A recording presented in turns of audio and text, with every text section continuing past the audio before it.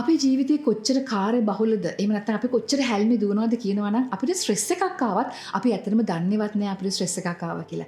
අන්න ඒ නිසා තමයි මම මේ අද කියලා දෙන්න යන ස්ටොප් කියන මේ ටෙක්නික් එක ඔබට හරිම වැදගත් වෙන්නේ. ස්ටොප් කියලා කියන්නේ මයින්ඩ්ෆුල්නස් ප්‍රැක්ටිස් එකක්. ඔබට ගෙදර හිටියත් ඔබට ඔෆිස් එකේ හිටියත් ඔබට මේක ඕන වෙලාවක ප්‍රැක්ටිස් කරන්න පුළුවන් පවර්ෆුල් ටූල් එකක්.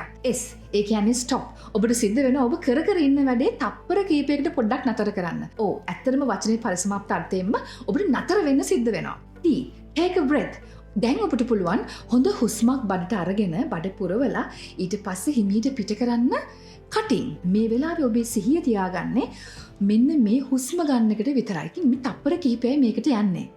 O. Observe. දැන් ඔබට පුළුවන් ඔබේ මනසට එන සිතිවිලි මොන වගේද? ඔබේ හැඟීම් මොන වගේද?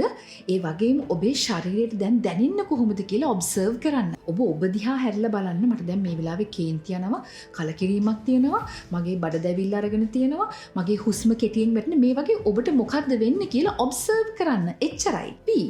Proceed. ඔබට පුළුවන් ඊට පස්සේ ඔබ කර කර හිටපු වැඩේ දිගටම කරගෙන යන්න. එහෙම නැත්නම් සමහරට ඔබට තේරෙන්නේ නැහැ මට පොඩි විවේකයක් ඕනි කියලා. එතකොට විවේකයක් ගන්න. මතක තියාගන්න. peace of mind කියන එක ඔබේ අයිතියක්.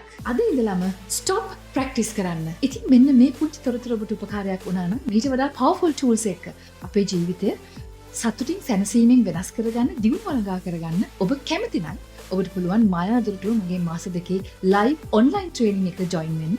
මෙන්න මේ වෙබ්සයිට් එකට පිවිසලා සම්පූර්ණ විස්තර දැනගන්න.